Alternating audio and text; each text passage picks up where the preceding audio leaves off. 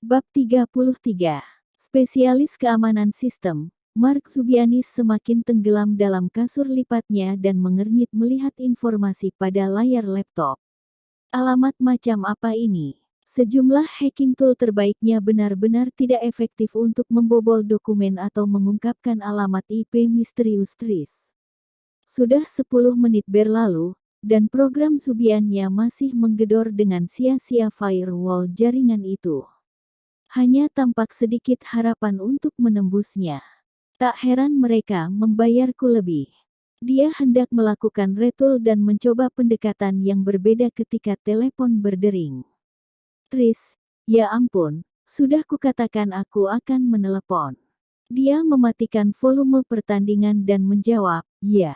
Ini Mark Zubianis, tanya seorang lelaki. Di 357 Kingston Drive di Washington. Zubianis bisa mendengar percakapan-percakapan teredam lainnya di latar belakang. Seorang telemarketer di saat pertandingan final. Apa mereka sudah gila? Biar ku tebak, aku mendapat hadiah liburan 1 minggu di Anguilla. Tidak, jawab suara itu, tanpa sedikit pun nada humor. Ini, Sistem Keamanan Central Intelligence Agency. Kami ingin tahu mengapa kau mencoba menembus salah satu pangkalan data rahasia kami. 3 tingkat di atas ruang bawah tanah gedung Capitol, di dalam ruang-ruang luas terbuka pusat pengunjung, penjaga keamanan Nunes mengunci pintu-pintu masuk utama seperti yang dilakukannya setiap malam pada jam seperti ini. Ketika kembali melintasi lantai-lantai marmer yang luas, dia teringat kepada lelaki bertato dan berjaket panjang tentara. Aku membiarkannya masuk. Nunes bertanya-tanya apakah besok dia masih punya pekerjaan. Ketika berjalan menuju eskalator, gedoran mendadak di pintu luar membuatnya berbalik. Dia menyipitkan mata ke arah jalan masuk utama, dan melihat seorang lelaki tua berkulit hitam di luar sedang menggedor-gedor kaca dengan telapak tangan terbuka dan memberi isyarat agar diizinkan masuk. Nunes menggeleng dan menunjuk arloji. Lelaki itu kembali menggedor-gedor dan melangkah ke dalam cahaya. Dia berpakaian rapi dalam setelan biru dan berambut kelabu cepat. Denyut nadi Nunes semakin cepat. Astaga! Bahkan di kejauhan, dia kini mengenali siapa lelaki itu.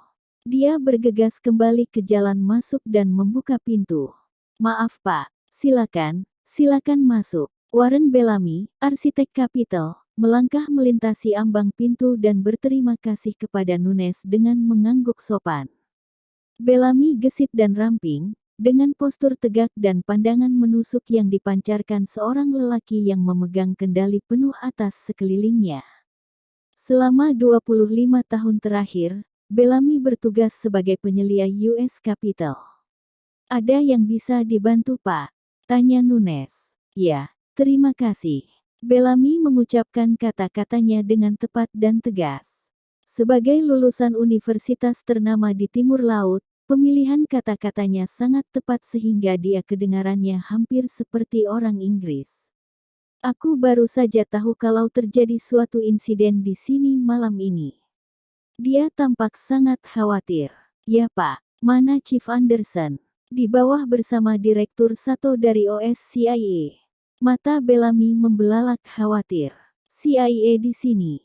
Ya Pak, Direktur Sato tiba tak lama setelah insiden itu terjadi. Mengapa? Desak Bellamy. Nunes mengangkat bahu. Memangnya aku berani bertanya. Bellamy langsung berjalan menuju eskalator. Di mana mereka? Mereka baru saja pergi ke tingkat bawah tanah. Nunes gegas mengejarnya. Bellamy melirik ke belakang dengan pandangan khawatir, ke bawah. Mengapa? Saya benar-benar tidak tahu, saya hanya mendengar di radio. Bellamy kini berjalan lebih cepat. Bawa aku kepada mereka segera. Ya Pak, ketika kedua lelaki itu bergegas melintasi ruangan terbuka, Nunes melirik cincin emas besar di jari tangan Bellamy. Nunes mengeluarkan radio. Akan saya beritahu Chief kalau Anda turun. Tidak. Mata Bellamy berkilau menyeramkan. Aku lebih suka datang tanpa pemberitahuan. Nunes sudah melakukan beberapa kesalahan besar malam ini, tapi tidak memberitahu Chief Anderson bahwa arsitek sudah berada di dalam gedung pasti akan membuatnya dipecat. Pak, katanya dengan gelisah. Saya rasa, Chief Anderson akan lebih suka, kau sadar kalau aku yang mempekerjakan Mr. Anderson? Tanya Bellamy. Nunes mengangguk. Kalau begitu, kurasa dia akan lebih suka jika kau menuruti segala keinginanku. Bab 34. Tris Done memasuki lobi SMSC dan mendongak terkejut. Tamu yang menunggu di sini sama sekali tidak menyerupai kutu buku pada umumnya, yaitu para doktor berjaket flanel yang memasuki gedung ini, ahli antropologi, oseanografi, geologi, ilmu bidang-bidang ilmiah lainnya.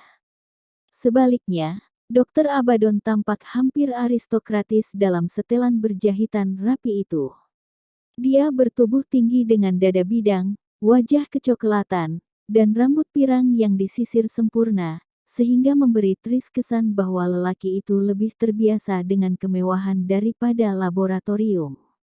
Dr. Abaddon bukan, sapa Tris, seraya mengulurkan tangan.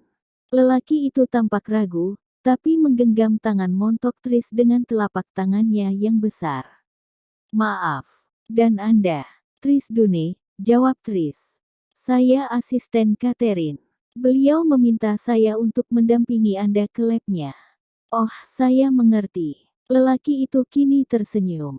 Senang berjumpa dengan Anda, Tris. Maaf jika saya tampak bingung. Saya mengira Catherine berada di sini sendirian malam ini. Dia menunjuk ke lorong. Tapi saya ikut saja dengan Anda. Tunjukkan jalannya. Walaupun rasa bingung lelaki itu menghilang dengan cepat, Tris sempat melihat kilau kekecewaan di matanya. Kini Tris mencurigai motif kerahasiaan Catherine tadi menyangkut Dr. Abaddon. Romansa yang sedang merekah, mungkin. Catherine tidak pernah mendiskusikan kehidupan sosialnya, tapi tamunya ini menarik dan rapi. Walaupun lebih muda daripada Catherine, lelaki ini jelas sama-sama berasal dari golongan kaya dan terpandang. Bagaimanapun, pasti dalam bayangan Dr. Abaddon tentang kunjungan malam ini, kehadiran Tris tidak merupakan bagian dari rencananya. Di pos pemeriksaan keamanan lobi, seorang penjaga cepat melepas headphone, dan Tris bisa mendengar pertandingan Redskins membahana. Penjaga itu memproses Dr. Abaddon melalui rutinitas pemeriksaan detektor logam dan pemberian lencana kunjungan sementara. Siapa yang menang? Tanya Dr. Abaddon ramah ketika mengeluarkan ponsel, beberapa kunci, dan pemantik rokok dari saku-sakunya. Skins unggul 3 angka, jawab penjaga itu, yang kedengarannya bersemangat untuk kembali mengikuti pertandingan. Pertandingan hebat. Mr. Solomon akan segera tiba, ujar Tris kepada penjaga itu. Begitu tiba, minta beliau untuk langsung menuju lab. Baiklah. Penjaga itu berterima kasih dengan mengedip sebelah mata ketika mereka lewat. Terima kasih atas infonya. Aku akan pura-pura sibuk. Komentar Tris bukan hanya demi kepentingan penjaga itu, melainkan juga untuk mengingatkan Dr. Abaddon bahwa Tris bukan satu-satunya orang yang mengganggu malam privatnya di sini bersama Catherine. Jadi, bagaimana Anda bisa mengenal Catherine? Tanya Tris, seraya mendongak memandang tamu misteriusnya. Dr. Abaddon tergelak. Oh, ceritanya panjang. Kami mengerjakan sesuatu bersama-sama. Paham, pikir Tris. Bukan urusanku. Ini fasilitas yang menakjubkan, ujar Dr. Abaddon seraya memandang ke sekeliling ketika mereka menyusuri koridor luar itu. Sesungguhnya saya belum pernah kemari. Nada ringan suaranya menjadi semakin ramah seiring setiap langkah, dan Tris memperhatikan bahwa lelaki itu benar-benar mengamati segalanya. Dalam cahaya lampu-lampu terang lorong Tris juga mengamati kulit wajah lelaki itu yang tampak seperti palsu. Aneh. Walaupun begitu, ketika mereka menyusuri koridor-koridor sepi, Tris menyampaikan ringkasan umum mengenai tujuan dan fungsi SMSC, termasuk berbagai bangsal dan isinya. Tamu itu tampak terkesan. Kedengarannya seakan tempat ini punya harta karun tersembunyi berupa artefak-artefak berharga. Tadinya saya menduga akan melihat penjaga ditempatkan di mana-mana. Tidak perlu, ujar Tris, seraya menunjuk barisan lensa mata-mata yang mendereti langit-langit tinggi di atas. Keamanan di sini otomatis. Setiap inci koridor direkam 24 jam non-stop, jadi koridor ini merupakan tulang punggung fasilitas. Mustahil mengakses ruangan manapun dari koridor ini tanpa kartu kunci dan nomor PIN. Penggunaan kamera yang efisien. Syukurlah kami belum pernah kecurian.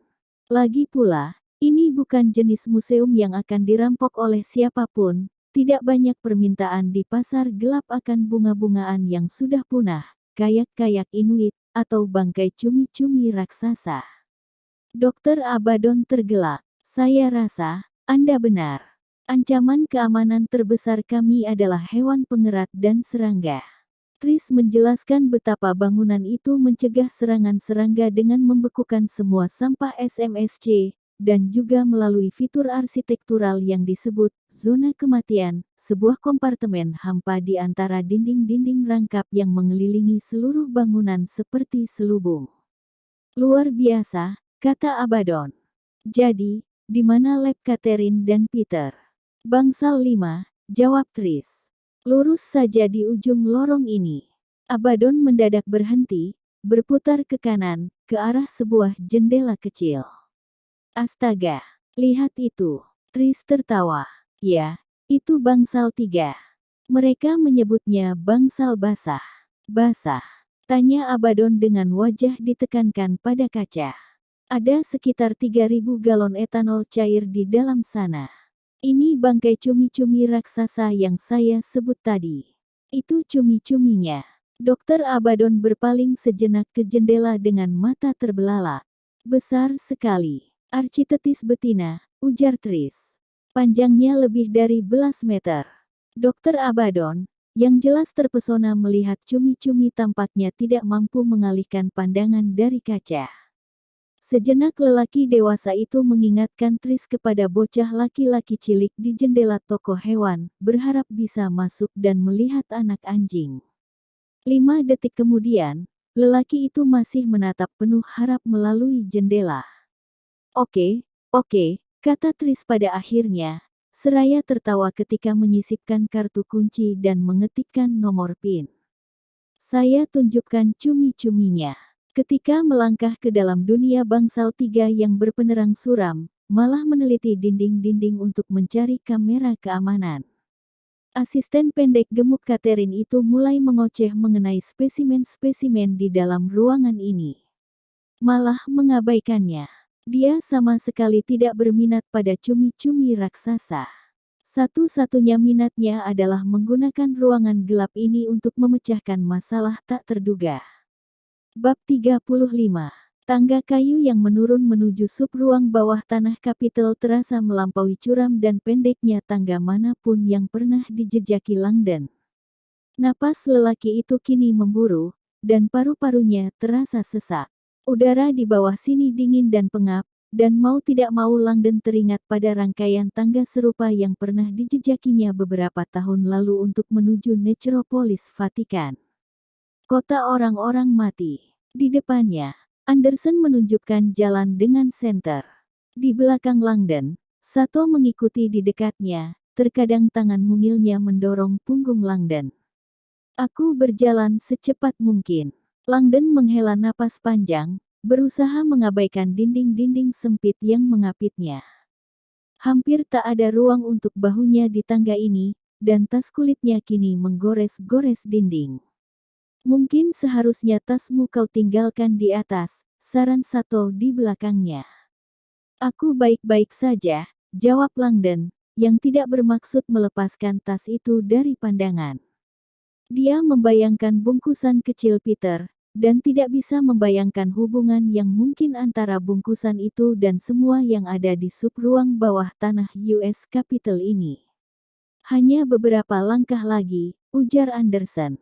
Hampir sampai. Kelompok itu sudah turun ke dalam kegelapan, sudah berjalan melampaui jangkauan cahaya bola lampu tunggal tangga. Ketika meninggalkan anak tangga kayu terakhir, Langdon bisa merasakan lantai di bawah kakinya berupa tanah. Perjalanan ke pusat bumi. Sato melangkah turun di belakangnya. Kini Anderson mengangkat senternya, meneliti keadaan sekeliling mereka. Sub ruang bawah tanah itu lebih menyerupai koridor ultra sempit yang memanjang tegak lurus dari tangga. Anderson menyorotkan senter ke kiri, lalu ke kanan, dan Langdon bisa melihat lorong yang panjangnya hanya sekitar 15 meter dan kedua sisinya didereti pintu-pintu kayu kecil. Pintu-pintu itu sangat berdekatan satu sama lain, sehingga lebar ruang di balik pintu-pintu itu tidak mungkin lebih dari 3 meter. Gabungan antara gudang ACME dan makam bawah tanah matilah, pikir Langdon ketika Anderson meneliti cetak biru. Bagan mungil yang menggambarkan sub ruang bawah tanah ditandai dengan X untuk menunjukkan lokasi SBB 13. Mau tidak mau Langdon memperhatikan tata letaknya yang identik dengan mausolem 14 makam, 7 ruangan menghadap 7 ruangan, dengan satu ruangan dipakai untuk meletakkan tangga yang baru saja mereka jejaki. Semuanya 13.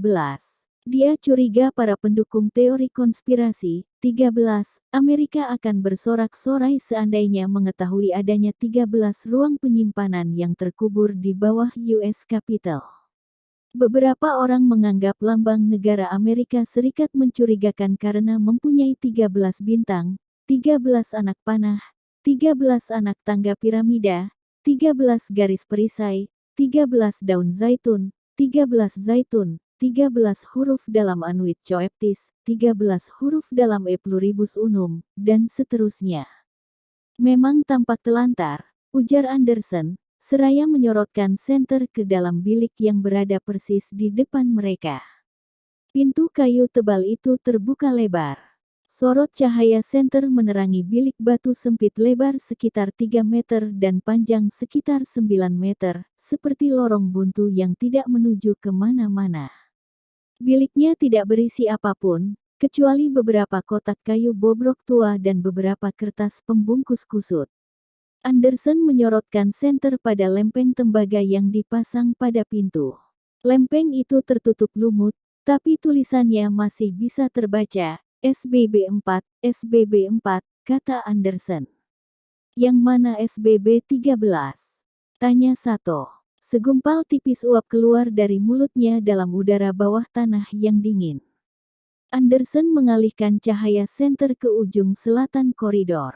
Di sana, Langdon mengintip ke dalam lorong sempit itu dan menggigil, merasakan keluarnya sedikit keringat walaupun udara dingin. Ketika mereka berjalan melewati sekelompok ambang pintu, semua ruangan tampak sama, pintu-pintunya terbuka, tampaknya sudah ditelantarkan lama sekali. Ketika mereka mencapai ujung barisan, Anderson berbalik ke kanan, mengangkat senter untuk mengintip ke dalam ruang SBB 13. Akan tetapi, cahaya senter terhalang oleh pintu kayu tebal. Tidak seperti ruangan-ruangan lainnya, pintu menuju SBB 13 tertutup. Pintu terakhir ini tampak persis seperti pintu-pintu lainnya, berengsel tebal, berpegangan besi, dan memiliki lempeng nomor dari tembaga berlapis lumut. 7 karakter pada lempeng nomornya sama dengan yang tertera pada telapak tangan Peter di atas sana. SBB 13 semoga pintunya terkunci, pikir Langdon.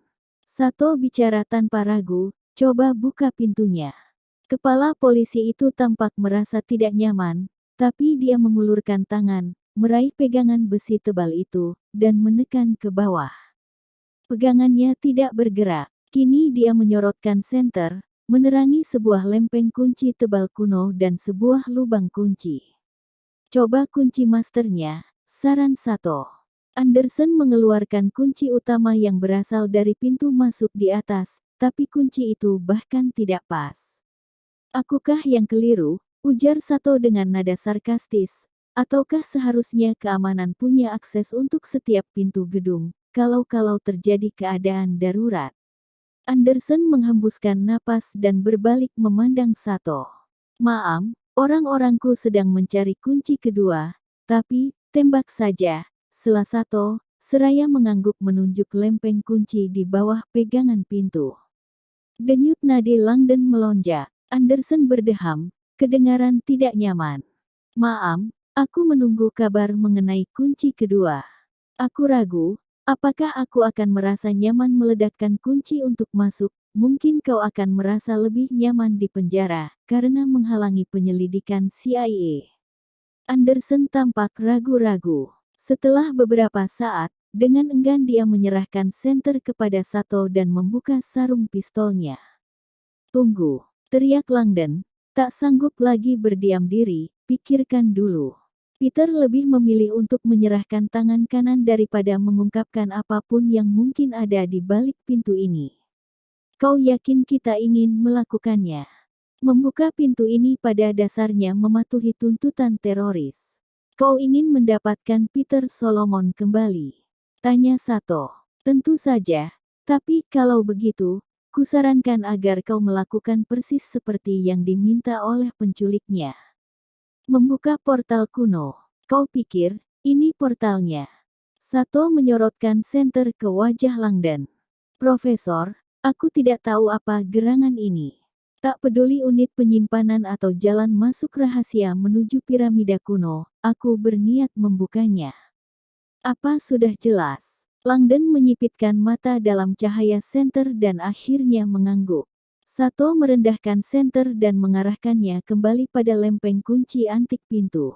Chief, ayo. Dengan masih tampak menentang rencana itu, Anderson mengangkat pistol sangat perlahan-lahan, seraya menunduk memandangi benda itu dengan ragu. Ya ampun. Kedua tangan mungil Sato teracung, dan dia meraih senjata itu dari Anderson. Diletakkannya senter ke dalam telapak tangan Anderson yang kini kosong. Sorotkan senternya. Dia menangani pistol itu dengan kepercayaan diri seseorang yang sudah terlatih dengan senjata, langsung menarik pengaman pistol, mengokang, dan mengarahkannya pada kunci. Tunggu, teriak Langdon. Tapi dia terlambat. Pistol menyalak 3 kali. Gendang telinga Langdon terasa seakan meledak. Apa dia gila? Tembakan-tembakan di ruangan mungil itu memekakkan telinga. Anderson juga tampak terguncang, tangannya sedikit gemetar ketika menyorotkan senter ke pintu yang dilubangi peluru itu. Mekanisme kuncinya kini berantakan, kayu yang mengelilinginya benar-benar hancur. Kuncinya terlepas, pintunya kini terbuka. Sato mengulurkan pistol dan menekankan moncongnya pada pintu, lalu mendorongnya. Pintunya membuka penuh ke dalam kegelapan di baliknya. Langdon mengintip ke dalam, tapi tidak bisa melihat apa-apa dalam kegelapan. Astaga, bau apa ini? Bau busuk yang tidak biasa berembus keluar dari kegelapan. Anderson melangkah melintasi ambang pintu dan menyorotkan senter ke lantai, mengarahkannya perlahan-lahan di sepanjang lantai tanah kosong itu. Ruangan ini sama seperti yang lainnya, ruang sempit panjang. Dinding-dindingnya terbuat dari batu kasar, memberi kesan sel penjara kuno pada ruangan itu. Tapi baunya, tidak ada apa-apa di sini, ujar Anderson, seraya menyorotkan senter semakin jauh ke lantai bilik. Akhirnya, ketika cahaya mencapai ujung lantai, dia mengangkat senter untuk menerangi dinding terjauh bilik. Astaga, teriak Anderson. Semua orang melihatnya dan terlompat ke belakang. Langdon menatap ceruk terdalam bilik dengan tidak percaya. Yang membuatnya ngeri, sesuatu membalas tatapannya. Bab 36. Apa gerangan? Di ambang SBB 13, Anderson gugup memegangi senter dan mundur satu langkah. Langdon juga terenyak, begitu juga Sato, yang tampak terkejut untuk pertama kalinya sepanjang malam ini. Sato mengarahkan pistol pada dinding belakang dan mengisyaratkan Anderson untuk kembali menyorotkan senter. Anderson mengangkat senter. Cahayanya hanya remang-remang ketika mencapai dinding yang jauh, tapi cukup untuk menerangi sebentuk wajah pucat bagaikan hantu yang membalas tatapan mereka dengan rongga mata tak bernyawa. Tengkorak manusia. Tengkorak itu tergeletak di atas meja kayu reyot yang diposisikan menempel pada dinding belakang bilik. Dua tulang kaki manusia tergeletak di samping tengkorak, bersama-sama dengan sekumpulan benda lainnya yang diatur cermat di atas meja bagaikan di dalam kuil, sebuah jam pasir antik, sebuah botol minum kristal, sebatang lilin, dua cawan berisi bubuk pucat, dan selembar kertas. Tersandar pada dinding di samping meja, sebentuk sabit panjang mengerikan tampak berdiri tegak, bilah melengkungnya sama seperti milik malaikat pencabut nyawa. Sato melangkah ke dalam ruangan. Wah, tampaknya Peter Solomon menyimpan lebih banyak rahasia daripada yang kubayangkan. Anderson mengangguk, beringsut mendekat. Benar-benar rahasia mengerikan. Dia mengangkat senter dan meneliti seluruh bilik kosong itu. Dan bau itu, imbuhnya, seraya mengernyitkan hidung. Apa itu? Sulfur, jawab Langdon datar di belakang mereka. Seharusnya ada dua cawan di meja. Cawan di sebelah kanan berisi garam. Dan yang satunya berisi sulfur. Sato membalikkan badan dengan tidak percaya. Bagaimana kau bisa tahu? Karena, maaf, ada ruangan-ruangan yang persis seperti ini di seluruh dunia. Satu tingkat di atas sub ruang bawah tanah, penjaga keamanan Capitol, Nunes mendampingi arsitek Capitol, Warren Bella menyusuri lorong yang memanjang di ruang bawah tanah bagian timur. Nunes berani bersumpah dia baru saja mendengar tembakan di bawah sini, teredam dan berasal dari bawah tanah. Mustahil. Pintu sub ruang bawah tanah terbuka, ujar Bellamy, seraya menyipitkan mata memandang pintu terbuka di ujung lorong di kejauhan. Benar-benar malam yang aneh, pikir Nunes. Tak seorang pun pernah ke bawah sini. Dengan senang hati, saya akan mencari tahu apa yang terjadi, katanya, seraya meraih radio. Pergilah ke pos jagamu, ujar Bellamy. Aku akan baik-baik mulai dari sini. Nunes beringsut dengan tidak nyaman. Anda yakin? Warren Bellamy berhenti, lalu meletakkan tangan dengan tegas di bahu Nunes. Nah, aku sudah bekerja di sini selama 25 tahun. Kurasa, aku bisa menemukan jalanku sendiri. Bab 37. Malah pernah melihat beberapa ruangan mengerikan dalam hidupnya, tapi hanya sedikit yang menyaingi dunia aneh bangsal ini, bangsal basah. Ruangan besar itu tampak seakan seorang ilmuwan baru saja menguasai supermarket Walmart dan memenuhi lorong-lorong dan raknya dengan botol spesimen berbagai bentuk dan ukuran. Berpenerangan seperti kamar gelap fotografi, ruangan itu bermandikan kabut kemerahan, safe light, yang memancar dari balik rak-rak, menembus ke atas dan menerangi wadah-wadah berisi etanol. Bau klinik zat-zat kimia pengawet memualkannya. Bangsal ini menampung lebih dari 20.000 spesies, kata gadis montok itu. Ikan, hewan pengerat, mamalia, reptil. Semuanya mati, saya harap. Tanya malah, seraya berpura-pura terdengar gelisah. Gadis itu tertawa, semuanya benar-benar sudah mati. Harus saya akui, saya tidak berani masuk selama setidaknya 6 bulan sejak mulai bekerja di sini. Malah paham mengapa. Kemanapun mata memandang, tampak botol-botol spesimen berisi mayat salamander, ubur-ubur, tikus, serangga, burung, dan lain-lain yang tidak bisa dikenalinya. Seakan koleksi ini belum cukup menggelisahkan, safe light kabut merah, yang melindungi spesimen-spesimen sensitif cahaya ini dari paparan cahaya jangka panjang memberikan kesan kepada pengunjung bahwa mereka sedang berdiri di dalam sebuah akuarium raksasa. Di dalamnya, makhluk-makhluk tak bernyawa seakan berkumpul menyaksikan dari bayang-bayang. Itu Choi Lachan, ujar gadis itu, seraya menunjuk wadah pleksiglas besar berisi ikan terjelek yang pernah dilihat malah. Mereka dianggap sudah punah bersama-sama dengan dinosaurus, tapi ini ditangkap di luar Afrika beberapa tahun lalu disumbangkan ke Smithsonian. Baguslah, pikir malah yang nyaris tidak mendengarkan. Dia sibuk meneliti dinding-dinding, mencari kamera keamanan. Dia hanya melihat satu, diarahkan ke pintu masuk. Tidak mengejutkan, mengingat pintu itu mungkin satu-satunya jalan untuk masuk. Dan inilah yang ingin Anda lihat, kata gadis itu, seraya menuntun malah ke tangki raksasa yang tadi dilihatnya di jendela. Spesimen terpanjang kami. Dia membentangkan lensa di atas makhluk jelek itu, bagaikan seorang pembawa acara permainan menunjukkan sebuah mobil baru. Architetis. Tangki cumi-cumi itu tampak seperti serangkaian bilik telepon dari kaca yang diletakkan terguling dan disatukan dari ujung ke ujung. Di dalam peti mati pleksiglas bening panjang itu, sebuah sosok yang sangat pucat dan tak berbentuk melayang-layang. Malah memandang kepala bulat besar makhluk itu yang seperti karung dan matanya yang seukuran bola basket. Nyaris membuat Choela Chan kelihatan tampan, katanya. Tunggu sampai Anda melihatnya dalam sorotan cahaya. Tris membuka tutup panjang tangki.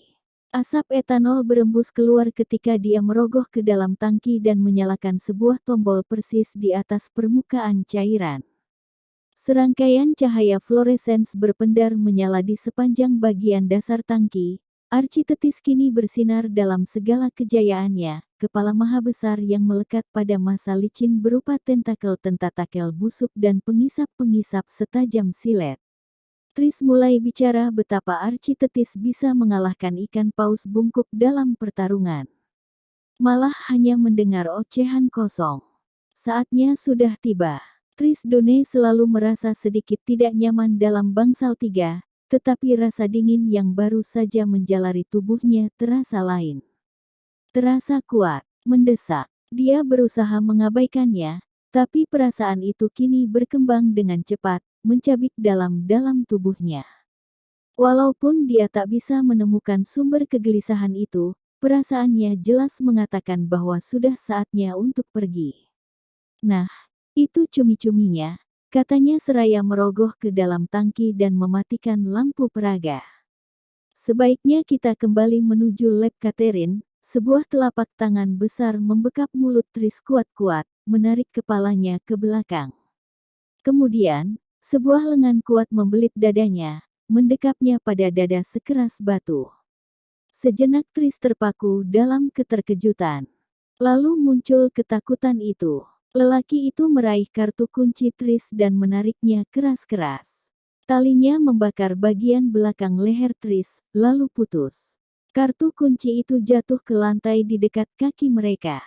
Tris melawan, berusaha memutar tubuh, tapi dia bukan tandingan bagi Quran tubuh dan kekuatan lelaki itu. Dia mencoba berteriak, tapi tangan lelaki itu tetap membekap mulutnya erat-erat.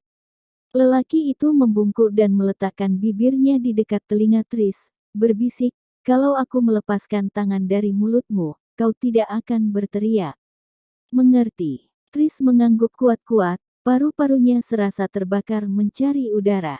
"Aku tidak bisa bernapas." Lelaki itu melepaskan tangan dari mulut Tris, dan gadis itu terkesiap, menghela napas dalam-dalam. "Lepaskan aku," desak Tris kehabisan napas. "Apa yang kau lakukan? Sebutkan nomor PIN-mu," kata lelaki itu. Tris benar-benar kebingungan. "Catherine, tolong. Siapa lelaki ini? Petugas keamanan bisa melihatmu," katanya, walaupun dia tahu sekali kalau mereka berada di luar jangkauan kamera. Lagi pula, tak seorang pun mengawasi kamera-kamera itu. "Nomor PIN-mu," ulang lelaki itu, "yang cocok dengan kartu kuncimu." Ketakutan sedingin es mengocok perut Tris, dan dia berbalik dengan kasar, menggeliat-geliat membebaskan sebelah lengan dan berputar, mencakar mata lelaki itu. Jari-jarinya mengenai kulit dan mencakar sebelah pipi. 4 luka gelap memanjang terbentuk di kulit lelaki itu, di tempat Tris mencakarnya. Dan dia menyadari bahwa garis-garis gelap di pipi lelaki itu bukanlah darah. Lelaki itu mengenakan make-up yang baru saja dicakar olehnya, mengungkapkan tato-tato gelap yang tersembunyi di baliknya. Siapa monster ini? Dengan kekuatan yang seolah milik manusia super, lelaki itu memutar Tris dan mengangkatnya, mendorongnya ke arah tangki cumi-cumi yang terbuka. Wajah Tris kini berada di atas etanol. Asapnya membakar lubang hidung. Sebutkan nomor PIN-mu. Ulang lelaki itu. Mata Tris terbakar, dan dia bisa melihat kulit pucat cumi-cumi itu terendam di bawah wajahnya. Katakan, ujar lelaki itu, seraya mendorong wajah Tris lebih dekat ke permukaan. Berapa? Tenggorokan Tris kini terbakar. 0804, teriaknya, nyaris tidak bisa bernapas. Lepaskan aku. 0804. Jika kau berbohong, kata lelaki itu seraya mendorong lebih jauh. Kini rambut Tris berada di dalam etanol. Aku tidak berbohong, ujar Tris terbatuk-batuk. 4 Agustus ulang tahunku. Terima kasih Tris. Kedua tangan kuat lelaki itu mencengkeram kepala Tris semakin erat, dan tenaga yang meremukkan mendorong gadis itu ke bawah, mencemplungkan wajahnya ke dalam tangki. Rasa panas membakar matanya. Lelaki itu mendorong lebih keras, memasukkan seluruh kepalanya ke dalam etanol. Tris merasakan wajahnya menekan kepala gemuk cumi-cumi itu. Dengan mengumpulkan segenap kekuatan, dia melawan sekuat tenaga, mengangkat tubuh ke belakang, mencoba menarik kepalanya keluar dari tangki. Tapi, kedua tangan kuat itu bergeming. Aku harus bernapas. Tris tetap terendam, berusaha keras untuk tidak membuka mulut. Paru-parunya serasa terbakar ketika dia memerangi desakan kuat untuk menarik napas. Tidak, jangan. Tapi, refleks bernapas gadis itu akhirnya mengambil alih. Mulutnya membuka, dan paru-parunya mengembang hebat, berusaha menyedot oksigen yang didambakan tubuhnya. Lewat aliran yang membakar, gelombang etanol memenuhi mulutnya. Ketika zat kimia itu mengaliri tenggorokan menuju paru-parunya, Tris merasakan rasa sakit yang belum pernah dia bayangkan. Untunglah, rasa sakit itu hanya bertahan selama beberapa detik, sebelum dunianya berubah hitam. Malah berdiri di samping tangki, menenangkan napas dan meneliti kerusakan yang ditimbulkannya. Perempuan tak bernyawa itu terbaring lunglai di pinggir tangki, wajahnya masih terbenam dalam etanol. Melihatnya di sana, malah teringat kepada satu-satunya perempuan lain yang pernah dibunuhnya. Isabel Solomon. Dulu sekali, dalam kehidupan lain, kini malah memandangi mayat lembek perempuan itu. Dia meraih pinggul gemuk Tris dan mengangkatnya dengan kaki, mengangkat tubuh itu ke atas, mendorongnya ke depan, sampai perempuan itu mulai meluncur dari pinggiran tangki cumi-cumi. Tris Done menggelincir dengan kepala terlebih dahulu ke dalam etanol. Seluruh tubuhnya mengikuti, tercemplung ke dalam. Perlahan-lahan riak-riak air menghilang, meninggalkan perempuan itu melayang-layang lunglai di atas makhluk laut raksasa. Ketika pakaian Tris semakin berat, dia mulai tenggelam, menyelinap ke dalam kegelapan. Sedikit demi sedikit tubuh Tris Done tergeletak di atas makhluk raksasa itu. Malah mengusap kedua tangannya dan meletakkan kembali tutup pleksiglas, yakni penutup tangki. Bangsal basah punya spesimen baru. Malah mengambil kartu kunci Tris dari lantai dan menyelipkannya ke dalam saku 0804. Ketika pertama kalinya melihat Tris di lobi, malah menganggapnya sebagai sebuah rintangan. Lalu dia menyadari bahwa kartu kunci dan nomor PIN gadis itu adalah jaminannya. Walau ruang penyimpanan data Catherine seaman seperti yang dikatakan Peter, malah menduga bakal ada kesulitan untuk membujuk Catherine untuk membukakannya. Sekarang aku punya kunci sendiri. Dia senang mengetahui bahwa dia tak lagi perlu menghabiskan waktu untuk membujuk Catherine. Ketika malah berdiri tegak, dia melihat pantulan dirinya sendiri di jendela dan bisa tahu bahwa make-up-nya rusak parah. Tak penting lagi. Saat Catherine menyadari rahasianya, segalanya akan sudah terlambat. Bab 38. Ini ruangan Mason. Desak Sato, seraya berbalik dari tengkorak itu dan menatap Langdon dalam kegelapan. Langdon mengangguk tenang. Disebut bilik perenungan.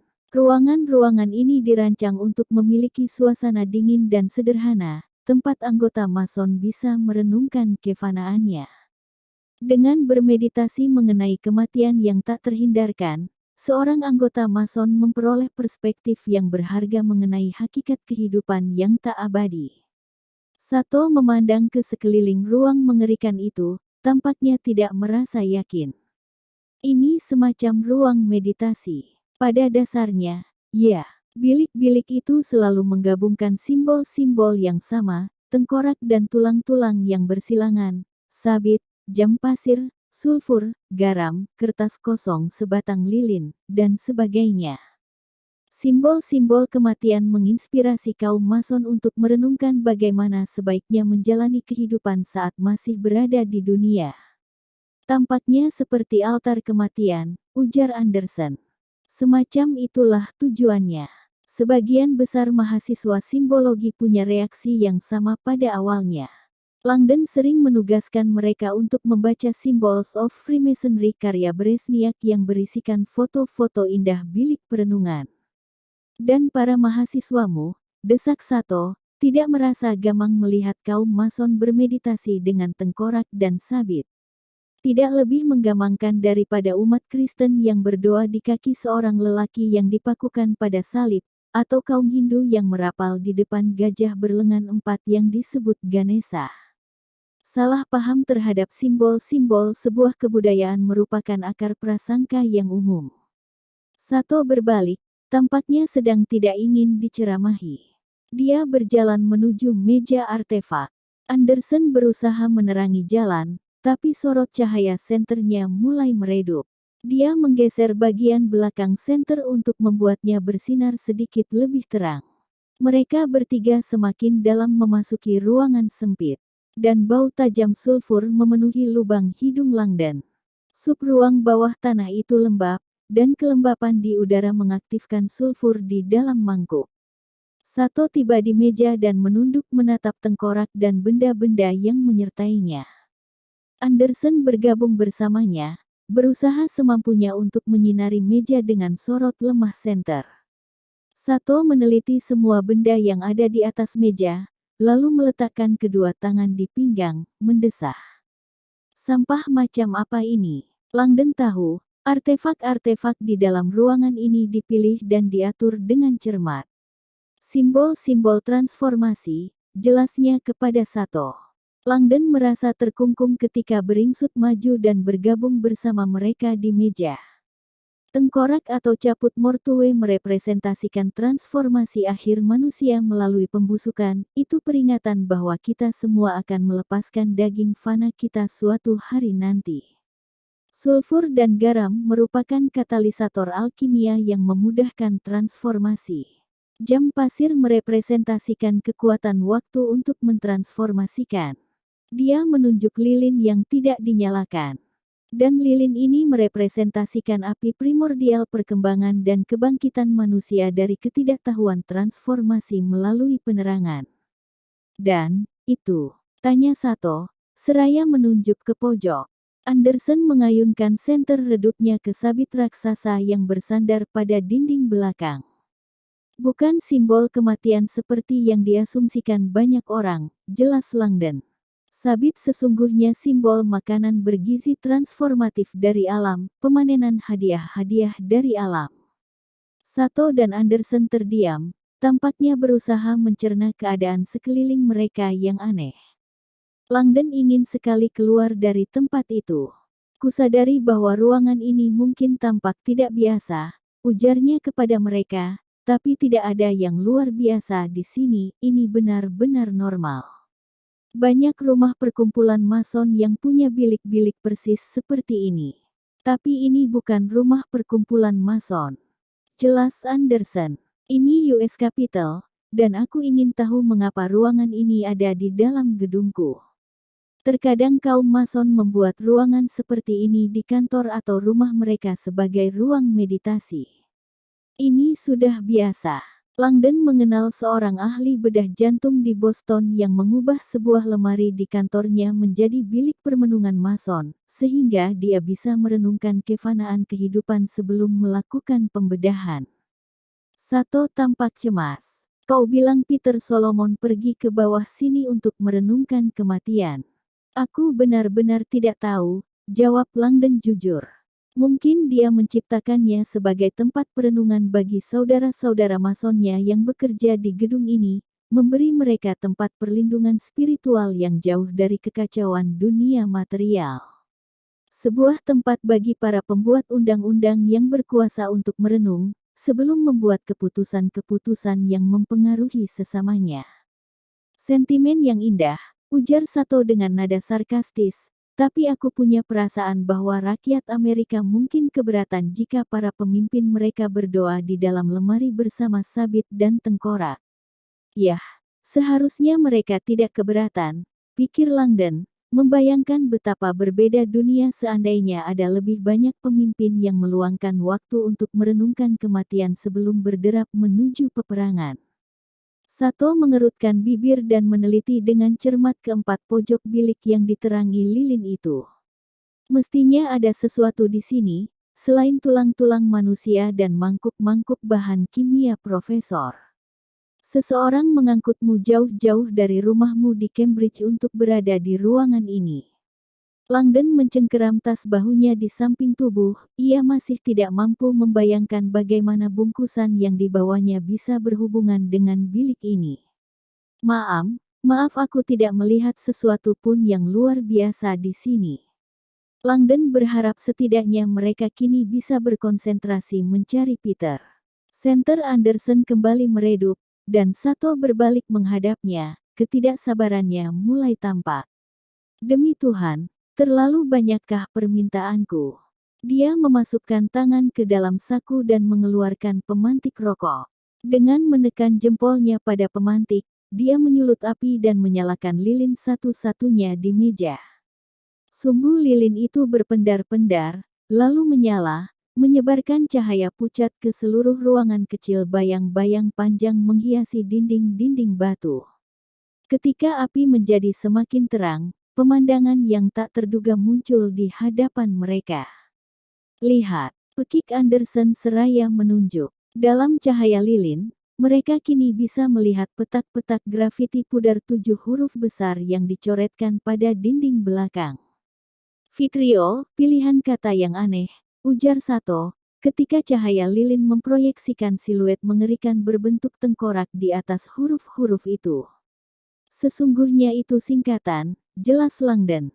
Ditulis pada dinding belakang sebagian besar bilik seperti ini sebagai singkatan mantra meditatif Mason, Visita Interiora Terrae, Rectificando Invenin Occultum Lapidem.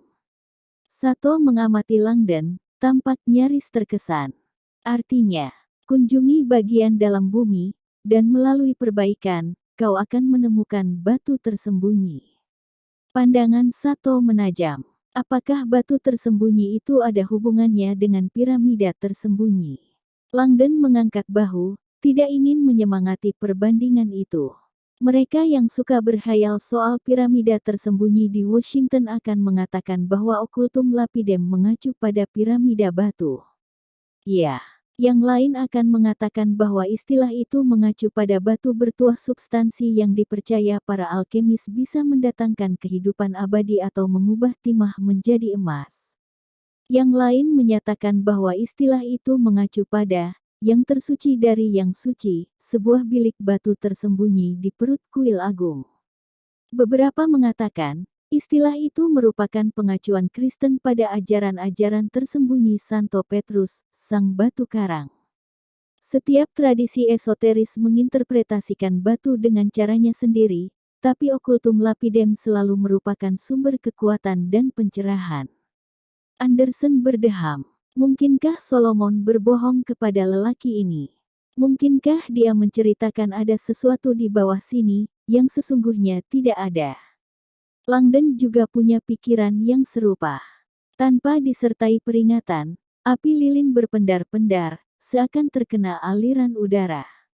Lilin itu meredup sejenak, lalu pulih, menyala terang kembali. Itu aneh, ujar Anderson. Kuharap, tak seorang pun menutup pintu di atas. Dia berjalan keluar dari bilik, memasuki kegelapan lorong. Halo. Langdon nyaris tidak memperhatikan kepergian Anderson. Pandangannya mendadak tertuju pada dinding belakang. Apa yang baru saja terjadi? Kau melihatnya? Tanya Sato, yang juga menatap dinding dengan khawatir. Langdon mengangguk, denyut nadinya semakin cepat. Apa yang baru saja kulihat? Sedetik yang lalu, dinding belakang itu tampak berkilat, seakan riak energi baru saja melewatinya. Kini Anderson berjalan kembali memasuki ruangan. Tak ada seorang pun di luar sana. Ketika dia masuk, dinding itu kembali berkilau. Astaga! Teriaknya seraya melompat mundur.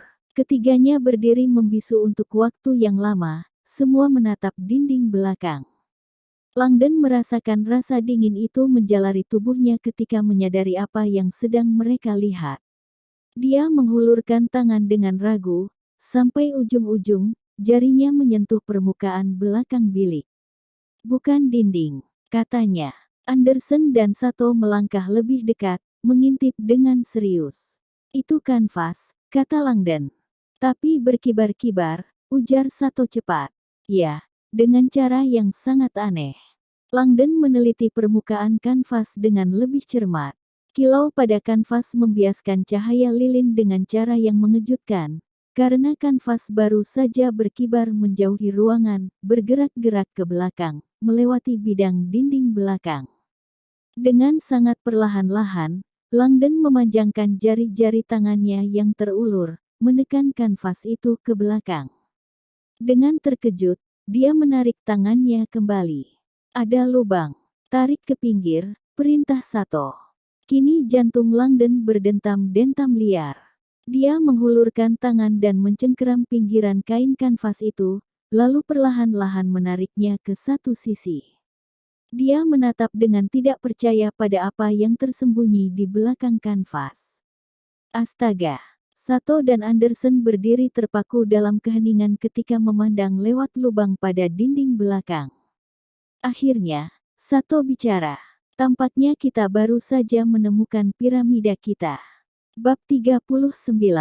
Robert Langdon menatap lubang pada dinding belakang bilik. Sebuah bentuk persegi 4 sempurna melubangi dinding belakang bilik, tersembunyi di balik kain kanvas. Lubang itu, yang berukuran melintang kira-kira 90 cm, tampaknya dibuat dengan melepaskan serangkaian batu bata. Sejenak, dalam kegelapan, Langdon mengira lubang itu adalah jendela menuju ruangan di baliknya. Kini dia menyadari kekeliruannya.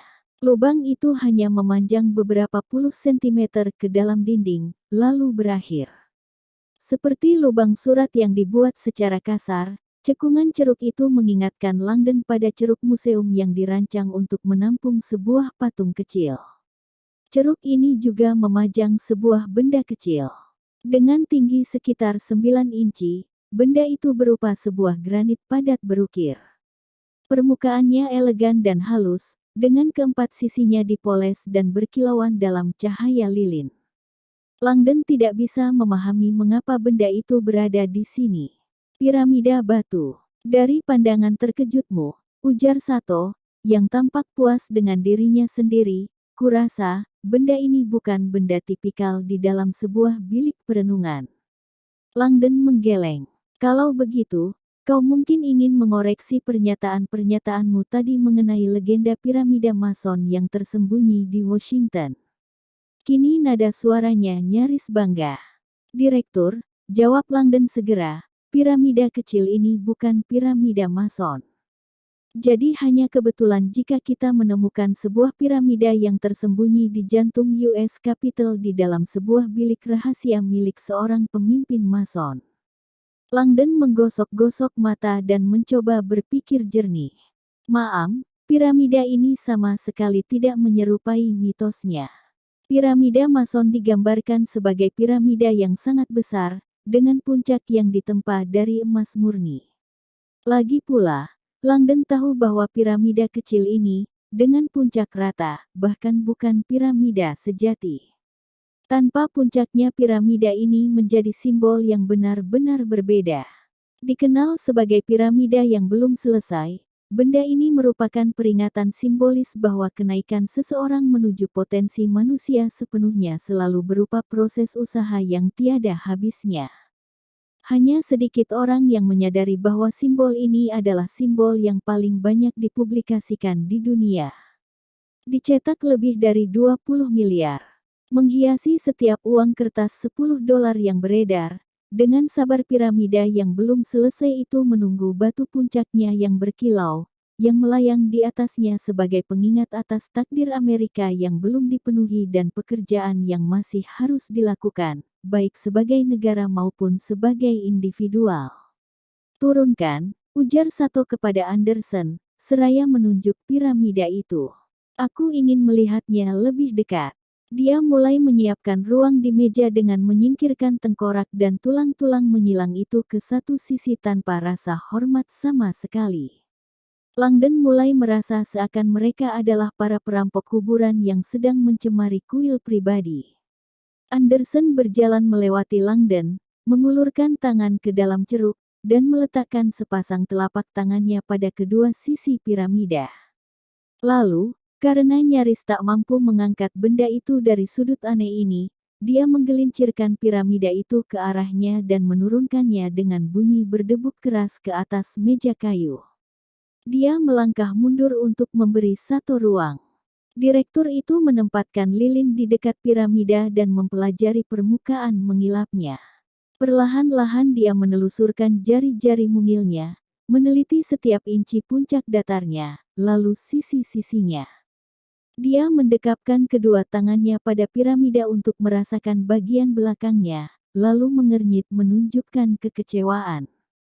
Profesor, tadi kau bilang piramida Mason dibangun untuk melindungi informasi rahasia. Begitulah legendanya, ya.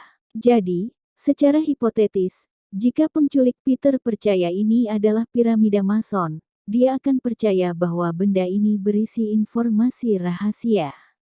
Langdon mengangguk dengan putus asa. Ya, walaupun, seandainya dia menemukan informasi tersebut, dia mungkin tidak akan bisa membacanya. Menurut legenda, isi piramida disandikan, membuatnya tidak bisa dipahami, kecuali oleh orang-orang yang layak. Maaf. Walaupun semakin tidak sabar, Langdon menjawab dengan nada datar. Harta karun mitologis selalu dilindungi oleh tes kelayakan. Seperti yang mungkin kau ingat, dalam legenda pedang dalam batu, batu itu menolak menyerahkan pedang kecuali kepada Arthur yang secara spiritual siap menggunakan kekuatan menakjubkan pedang itu. Piramida Mason didasarkan pada gagasan yang sama. Dalam hal ini, hartanya adalah informasi itu, dan dikatakan ditulis dalam bahasa sandi yang tersusun dari kata-kata yang telah terlupakan dalam sejarah, hanya bisa dibaca oleh orang-orang yang layak. Senyum kecil tersungging di bibir Sato. Itu mungkin menjelaskan mengapa kau dipanggil ke sini malam ini. Maaf. Dengan tenang, Sato memutar piramida itu di tempatnya, memutarnya 180 derajat penuh. Kini sisi keempat piramida bersinar dalam cahaya lilin. Robert Langdon menatap benda itu dengan terkejut. Tampaknya, ujar Sato, seseorang percaya bahwa kita layak. Bab 40. Mengapa Tris begitu lama? Sekali lagi Catherine Solomon menengok arloji. Dia lupa memperingatkan Dr. Abaddon mengenai perjalanan aneh menuju lab, tapi dia tidak bisa membayangkan kegelapan memperlambat mereka sampai sejauh ini. Seharusnya mereka kini sudah tiba. Catherine berjalan menuju pintu keluar dan membuka pintu berlapis timah itu, menatap ke dalam kekosongan. Dia mendengarkan sejenak, tapi tidak mendengar apa-apa. Tris, panggilnya. Suaranya ditelan oleh kegelapan. Hening. Dengan bingung dia menutup pintu, mengeluarkan ponsel, lalu menelepon lobi. Ini Catherine. Tris ada di sana. Tidak maam, jawab penjaga lobi. Dia dan tamu Anda berjalan ke dalam sekitar 10 menit yang lalu. Benarkah? Kurasa mereka bahkan belum berada di dalam bangsal 5. Tunggu, akan saya cek. Catherine bisa mendengar jari-jari tangan penjaga itu menekan papan tik komputer. Anda benar. Menurut catatan kartu kunci Miss Dune, dia belum membuka pintu bangsal 5. Akses terakhirnya sekitar 8 menit yang lalu, di bangsal 3. Saya rasa, dia memberikan tur kecil kepada tamu Anda dalam perjalanan masuk. Catherine mengernyit. Tampaknya, berita itu sedikit aneh, tapi setidaknya dia tahu Tris tidak akan lama berada di dalam bangsal 3. Baunya sangat tidak enak di dalam sana. Terima kasih. Apakah kakakku sudah datang? Belum, Maam. Terima kasih. Ketika menutup telepon, Catherine merasakan sedikit rasa gelisah yang tak terduga. Perasaan tidak nyaman ini membuatnya berhenti, tapi hanya sejenak. Itu ketidaktenangan yang sama yang tadi dirasakannya ketika melangkah ke dalam rumah Dr. Abaddon. Secara memalukan, intuisi perempuannya telah menipunya di sana. Dengan parah. Tidak ada apa-apa, kata Catherine kepada diri sendiri. Bab 41. Robert Langdon meneliti piramida batu itu. Ini mustahil.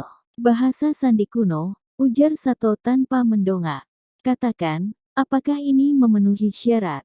Pada sisi piramida, 16 karakter terukir dengan cermat pada permukaan batu yang halus. Di samping Langdon, mulut Anderson kini ternganga, mencerminkan keterkejutan Langdon sendiri. Anderson tampak seakan baru saja melihat semacam keyboard makhluk luar angkasa. Profesor, tanya Sato, ku asumsikan kau bisa membacanya. Langdon menoleh. Mengapa kau berasumsi seperti itu? Karena kau dibawa kemari, Profesor. Kau dipilih. Inskripsi ini tampaknya semacam kode, dan mengingat reputasimu tampaknya jelas bagiku bahwa kau dibawa kemari untuk memecahkannya. Langdon harus mengakui bahwa, setelah pengalamannya di Roma dan Paris, permintaan terus mengalir untuk memecahkan beberapa kode terkenal yang belum terpecahkan dalam sejarah Cakram Paistos, Ciper Dorabella, manuskrip Voynich yang misterius. Sato menelusurkan jari tangannya pada inskripsi itu. Bisa kau ceritakan arti ikon-ikon ini? Bukan ikon, pikir Langdon. Semuanya simbol. Bahasanya langsung dikenali oleh Langdon, bahasa kode dari abad pertama 7. Langdon tahu sekali cara memecahkannya. Maam, ujarnya bimbang, piramida ini harta pribadi Peter. Pribadi atau bukan, jika kode ini memang alasan kau dibawa ke Washington, aku tidak memberimu pilihan. Aku ingin tahu apa yang dikatakannya. BlackBerry Sato berdenting keras, dan dia mengeluarkannya dari saku, membaca pesan yang masuk selama beberapa saat. Langdon mengagumi jaringan nirkabel internal gedung Capitol yang menjangkau hingga sejauh ini. Sato menggeram dan mengangkat sepasang alisnya, memandang Langdon dengan aneh. Chief Anderson, panggilnya, seraya berbalik kepada lelaki itu, bisa bicara secara pribadi. Direktur itu mengisyaratkan Anderson untuk bergabung bersamanya, dan mereka menghilang ke dalam lorong gelap gulita, meninggalkan Langdon sendirian dalam cahaya filin berpendar-pendar di bilik perenungan Peter. Chief Anderson bertanya-tanya kapan malam ini akan berakhir. Tangan terpenggal di rotunda. Kuil kematian di ruang bawah tanah. Ukiran-ukiran aneh pada piramida batu. Entah bagaimana, pertandingan Redskins tidak lagi terasa penting. Seiring mengikuti Sato ke dalam kegelapan lorong, Anderson menyalakan senter. Cahayanya lemah, tapi lebih baik daripada tidak ada. Sato menuntunnya beberapa meter ke dalam lorong, lepas dari pandangan Langdon. Lihat ini, bisiknya, seraya menyerahkan BlackBerry kepada Anderson. Anderson mengambil alat itu dan menyipitkan mata memandang layarnya yang berpendar terang. Layarnya menyajikan gambar hitam putih, gambar sinar ekstas Langdon yang tadi diminta Anderson untuk dikirimkan ke BlackBerry Sato. Seperti dalam semua gambar sinar X, benda-benda terpadat tampak berwarna putih paling cemerlang. Di dalam tas Langdon, kecemerlangan sebuah benda mengalahkan semua benda lainnya. Benda itu, yang jelas sangat padat, berkilau seperti permata menakjubkan di antara berbagai benda lainnya yang berwarna lebih suram. Bentuknya tidak mungkin keliru. Dia membawa-bawa benda itu sepanjang malam. Anderson memandang Sato dengan terkejut. Mengapa Langdon tidak menceritakannya? Pertanyaan yang sangat bagus, bisik Sato. Bentuknya, itu tidak mungkin kebetulan. Ya, ujar Sato. Kini nada suaranya berang. Menurutku tidak. Suara gemeresik samar-samar di koridor menarik perhatian Anderson. Dengan terkejut, dia mengarahkan senter ke lorong yang gelap. Cahaya lemah senter hanya memperlihatkan koridor kosong yang didereti pintu terbuka. Halo, panggil Anderson. Ada orang di sana. Hening. Sato memandangnya aneh, tampaknya dia tidak mendengar apa-apa. Anderson mendengarkan beberapa saat lagi, lalu menggelengkan kepala. Aku harus keluar dari sini. Sendirian di dalam bilik dengan cahaya lilin, Langdon menelusurkan jari-jari tangannya pada pinggiran-pinggiran tajam ukiran piramida itu. Dia penasaran ingin tahu apa yang dikatakan oleh piramida itu, tapi tidak ingin mengganggu privasi Peter Solomon lebih jauh lagi daripada yang sudah mereka lakukan. Lagi pula, mengapa orang gila itu peduli pada piramida kecil ini? Kami mendapat masalah, Profesor. Suara Sato terdengar lantang di belakang Langdon. Aku baru saja menerima sepotong informasi baru, dan aku sudah muak dengan segala kebohonganmu. Langdon berbalik dan melihat Direktur OS itu bergegas mendekat dengan BlackBerry di tangan dan mata menyala-nyala berang. Dengan terkejut, Langdon memandang Anderson, meminta bantuan, tapi kepala keamanan itu kini berdiri menjaga pintu dengan raut wajah tidak simpatik. Sato tiba di hadapan Langdon dan menyorongkan BlackBerry-nya ke wajah Langdon. Dengan bingung Langdon memandangi layar itu, yang merupakan foto hitam putih terbalik seperti negatif film pucat. Foto itu tampak menunjukkan berbagai benda yang salah satunya bersinar sangat terang. Walaupun miring dan tidak berada di tengah, benda paling cemerlang itu jelas berbentuk piramida lancip kecil. Piramida mungil. Langdon memandang Sato. Apa ini? Pertanyaan itu tampaknya hanya membuat Sato semakin berang. Kau berpura-pura tidak tahu. Kesabaran Langdon habis. Aku tidak berpura-pura. Aku belum pernah melihat benda ini dalam hidupku. Omong kosong. Bentak Sato. Suaranya mengiris tajam di ruang bawah tanah yang berbau lembab. Kau membawa-bawanya di dalam tasmu sepanjang malam. Aku, Langdon terdiam di tengah kalimat. Matanya bergerak perlahan-lahan menuju tas yang tersandang di bahunya.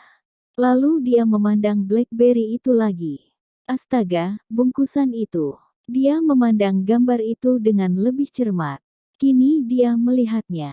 Sebuah kubus pucat yang menyelubungi piramida. Dengan terpana, Langdon menyadari bahwa dia sedang memandang gambar sinar ekstasnya, dan juga bungkusan misterius Peter yang berbentuk kubus. Kubus itu sesungguhnya kotak berongga, berisikan sebuah piramida kecil. Langdon membuka mulut untuk bicara, tapi kata-kata tak mau keluar. Dia merasa sesak napas ketika kesadaran baru menerpa. Sederhana, murni, mengguncang. Astaga. Dia kembali memandang piramida batu terpotong di atas meja.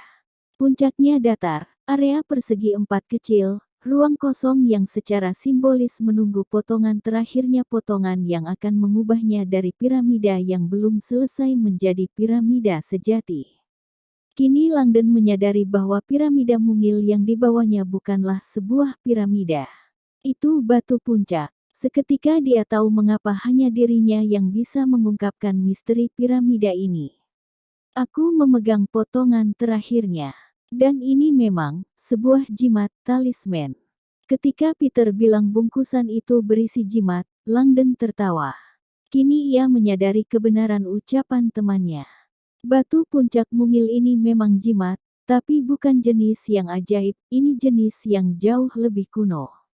Jauh sebelum talisman, jimat punya konotasi-konotasi ajaib, kata itu punya arti lain yaitu, penyelesaian.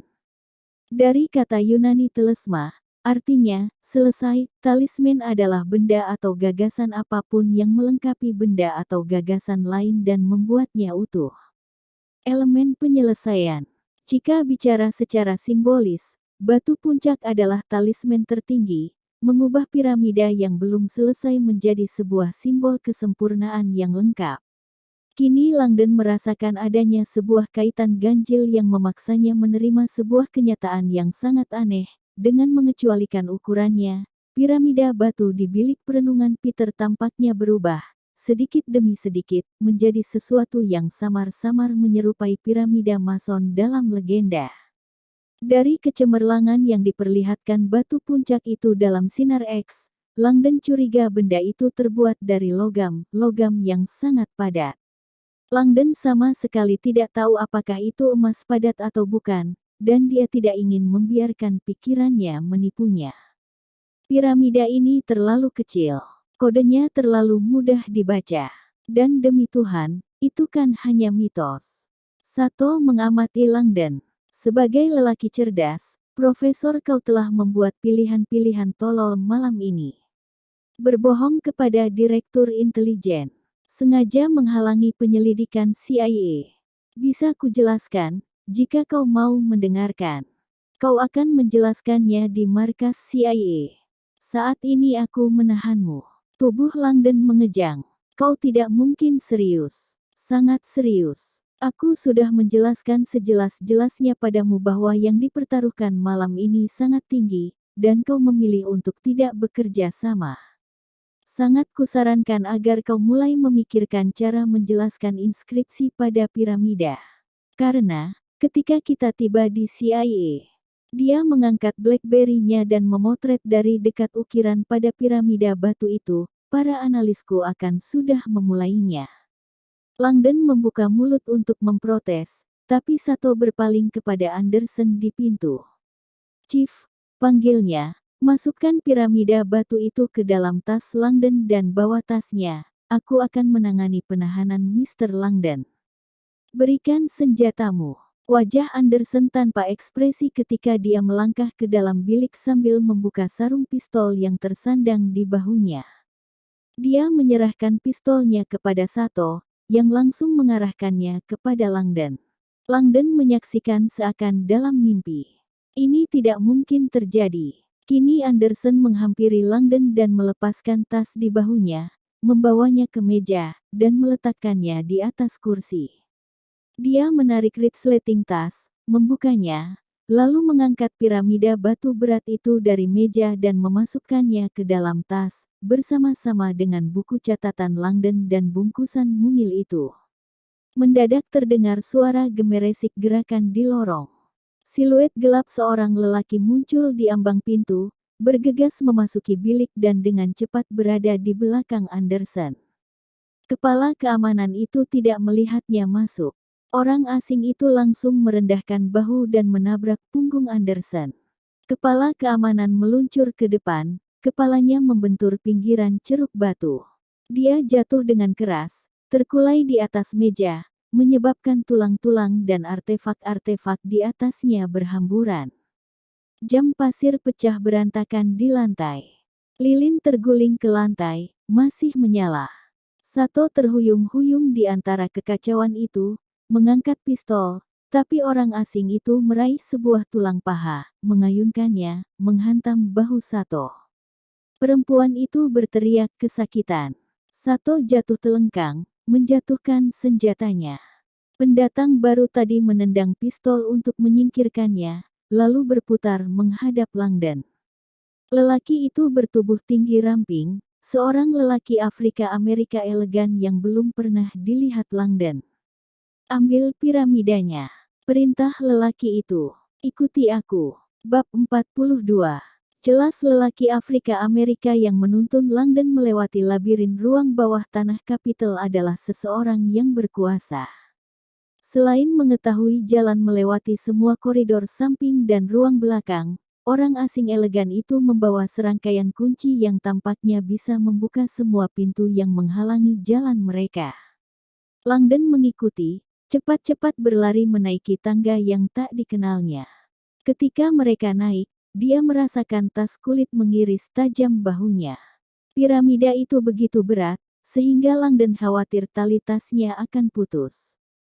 Kejadian beberapa menit yang lalu bertentangan dengan semua logika, dan kini Langdon mendapati dirinya bergerak hanya berdasarkan naluri. Perasaannya mengatakan agar dia mempercayai orang asing ini. Selain menyelamatkan Langdon dari penahanan Sato, lelaki itu juga melakukan tindakan berbahaya untuk melindungi piramida misterius Peter Solomon. Apapun arti piramida itu, walaupun motivasinya masih misterius, Langdon sudah melirik kilau emas di tangan lelaki itu yang menjelaskan segalanya, cincin mason, Phoenix berkepala 2 dan angka 33. Peter Solomon dan lelaki ini lebih dari sekadar teman terpercaya. Mereka saudara mason derajat tertinggi. Langdon mengikutinya ke puncak tangga, memasuki koridor lain, lalu melewati pintu tanpa tanda menuju lorong fungsional. Mereka lari melewati kotak-kotak persediaan barang dan kantong-kantong sampah, lalu mendadak berbelok melewati sebuah pintu untuk petugas, memasuki dunia yang benar-benar tak terduga, semacam gedung bioskop. Lelaki yang lebih tua daripada Langdon itu menuntun jalan menyusuri lorong samping, keluar melalui pintu-pintu utama memasuki terangnya atrium besar. Kini Langdon menyadari bahwa mereka berada di dalam visitor center, tempat yang dimasukinya tadi malam. Sayangnya, ada seorang petugas polisi Capitol di sana.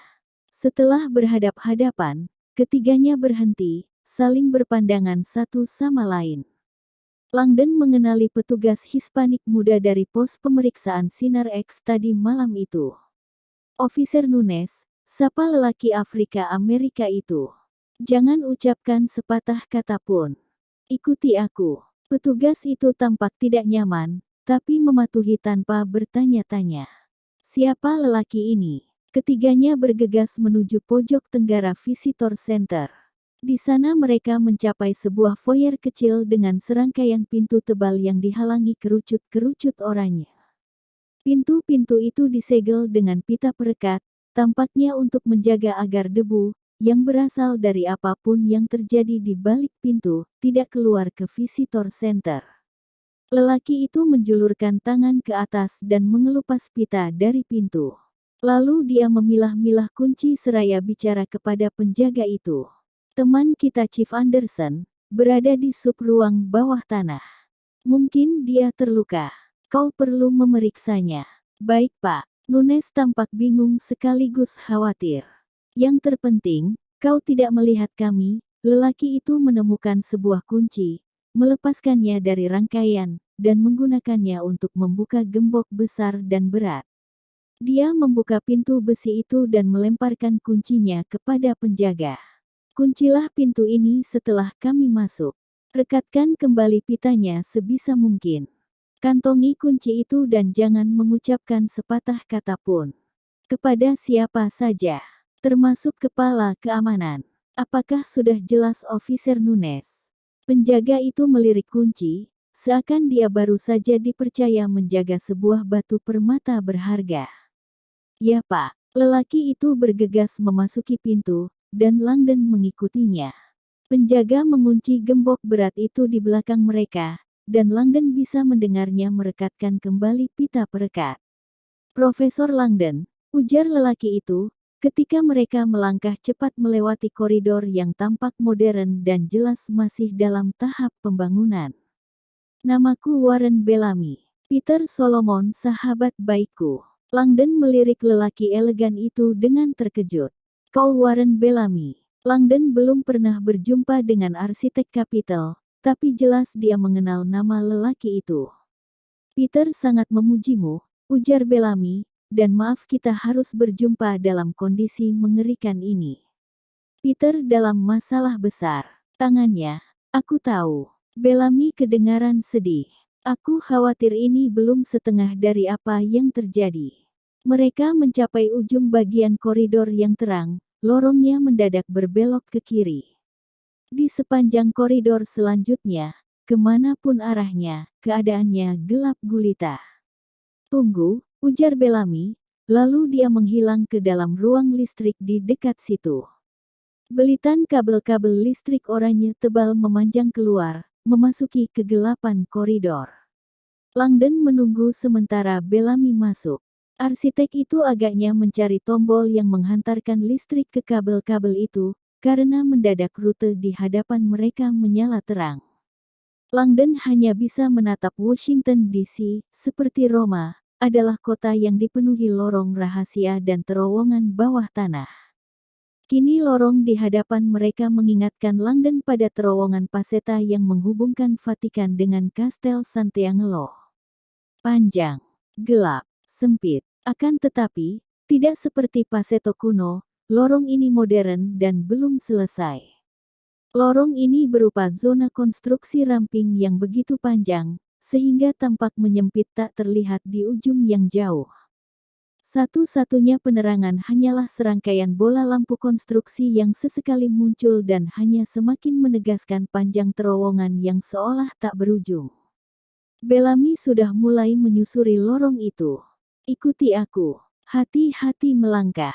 Langdon merasakan dirinya mengikuti di belakang Bellamy seraya bertanya-tanya kemana gerangan terowongan ini menuju.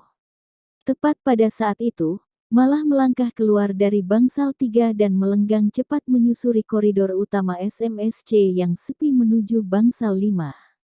Dia menggenggam kartu kunci Tris dan berbisik pelan, 0804. Sesuatu yang lain juga berpusar dalam benaknya. Malah baru saja menerima pesan penting dari gedung Capitol. Kontakku menghadapi kesulitan-kesulitan yang tak terduga. Walaupun demikian, berita itu tetap membangkitkan semangatnya. Robert Langdon kini memiliki piramida sekaligus batu puncaknya.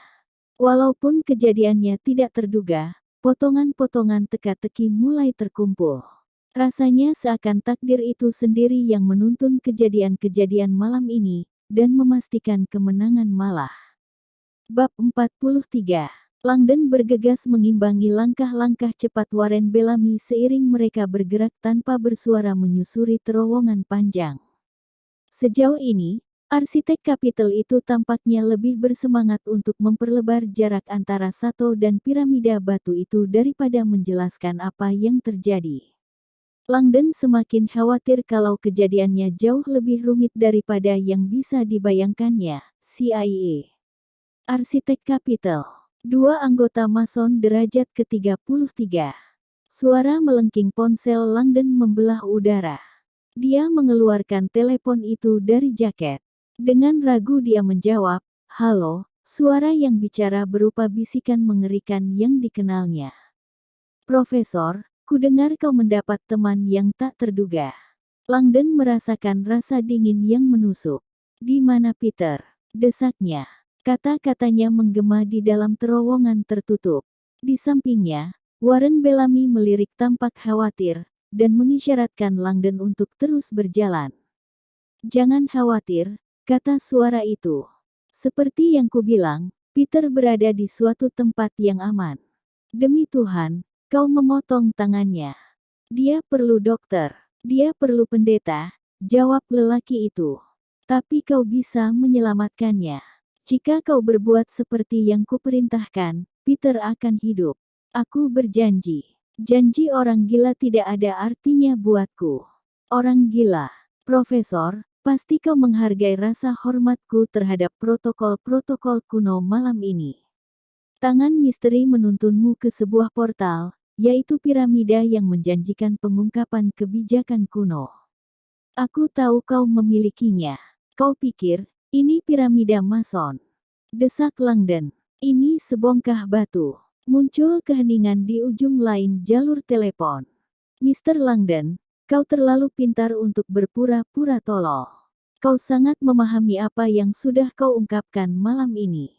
Piramida batu, disembunyikan di pusat Washington DC, oleh seorang anggota Mason yang berkuasa. Kau mengejar mitos. Apapun yang dikatakan Peter kepadamu, dia mengatakannya dalam keadaan takut. Legenda piramida Mason adalah fiksi. Kaum Mason tidak pernah membangun piramida apapun untuk melindungi kebijakan rahasia.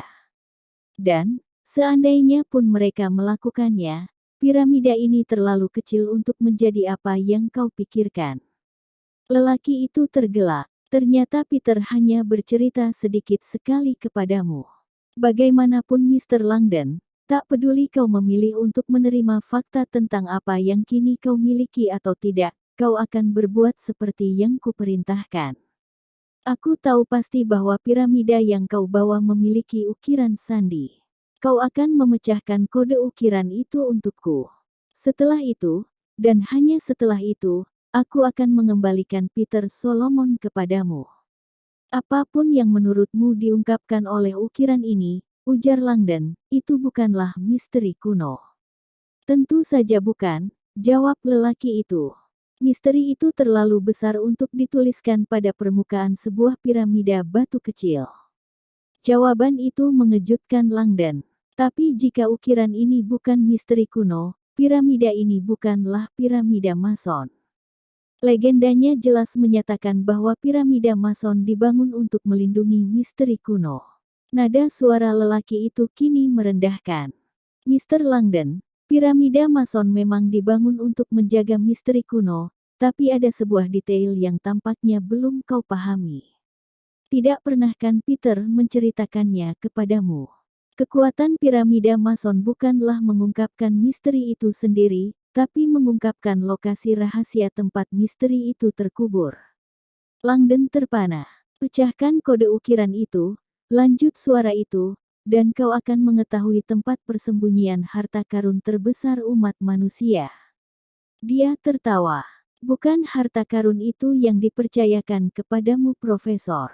Mendadak Langdon berhenti di terowongan. Tunggu, kau bilang piramida ini sebuah peta. Bellamy ikut berhenti juga.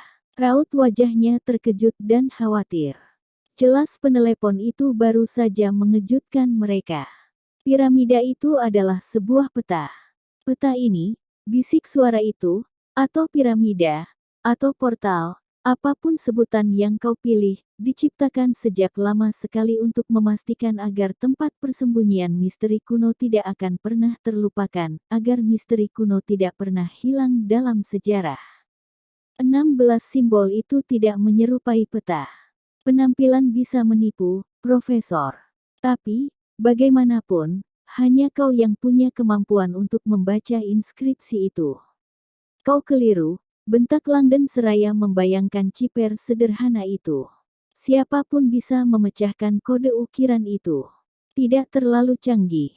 Kurasa, piramida itu punya lebih banyak arti daripada yang terlihat.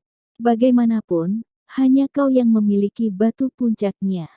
Langdon membayangkan batu puncak kecil di dalam tas. Keteraturan dari kekacauan.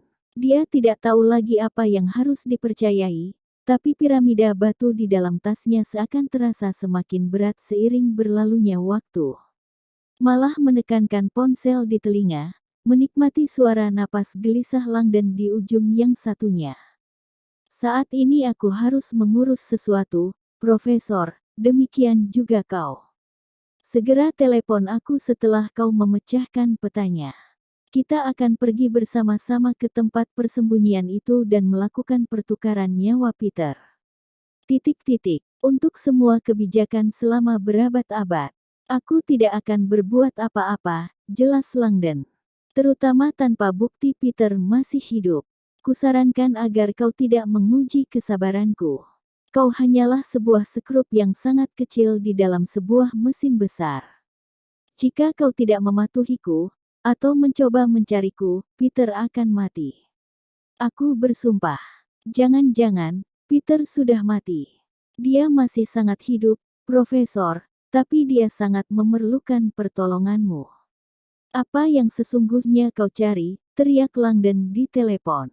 Malah terdiam sebelum menjawab. Ada banyak orang yang mengejar misteri kuno dan memperdebatkan kekuatannya. Malam ini akan kubuktikan bahwa misteri itu nyata. Langdon terdiam.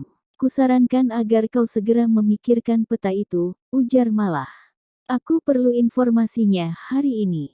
Hari ini. Sekarang sudah lewat pukul 9 malam. Tepat sekali. Tempus Fugit. Bab 44. Editor New York Jonas Faulkman baru saja mematikan lampu-lampu kantornya di Manhattan ketika telepon berdering.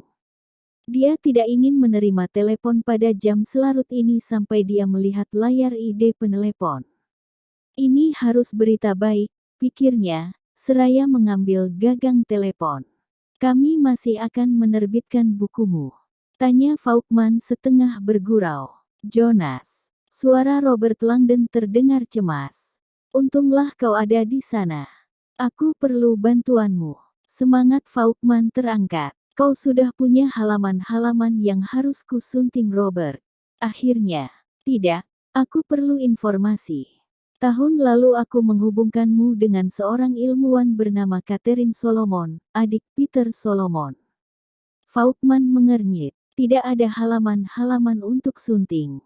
Waktu itu, dia mencari penerbit untuk menerbitkan bukunya, mengenai ilmu nutik. Kau ingat dia? Faulkman memutar bola matanya. Pasti, aku ingat, dan banyak terima kasih atas perkenalan itu. Dia bukan hanya tidak mengizinkanku untuk membaca hasil-hasil risetnya, tapi juga tidak ingin menerbitkan apapun sampai tanggal ajaib tertentu di masa depan. Jonas, dengar, aku tidak punya waktu. Aku perlu nomor telepon Catherine. Sekarang juga, kau punya. Aku harus memperingatkanmu, tingkah lakumu sedikit putus asa. Dia cantik, tapi kau tidak akan membuatnya terkesan. Aku tidak main-main Jonas, aku perlu nomor teleponnya, baiklah tunggu. Faulkman dan Langdon sudah bersahabat karib selama bertahun-tahun, sehingga lelaki itu tahu kapan Langdon serius. Jonas mengetikkan nama Catherine Solomon di jendela pencariannya dan mulai meneliti server email perusahaan. Sedang kucari, kata Faulkman. Dan kusarankan agar kau tidak meneleponnya dari kolam renang Harvard. Kedengarannya seakan kau sedang berada di sebuah tempat perlindungan. Aku tidak sedang berada di kolam. Aku berada di sebuah terowongan di bawah US Capitol. Dari suara Langdon, Faulkman merasa bahwa temannya itu tidak bergurau. Ada apa dengan lelaki ini? Robert, mengapa kau tidak bisa tinggal di rumah saja dan menulis? Komputer berdenting. Oke, tunggu kutemukan. Dia menelusuri sebuah email lama. Tampaknya aku hanya punya nomor ponselnya. Tidak apa-apa. Faulkman menyebutkan nomornya. Terima kasih Jonas, ujar Langdon. Kedengarannya sangat bersyukur. Aku berutang kepadamu. Kau berutang manuskrip kepadaku Robert. Kau tahu berapa lama telepon terputus? Faulkman menatap gagang telepon dan menggeleng-gelengkan kepala. Penerbitan buku akan jauh lebih mudah tanpa adanya para penulis.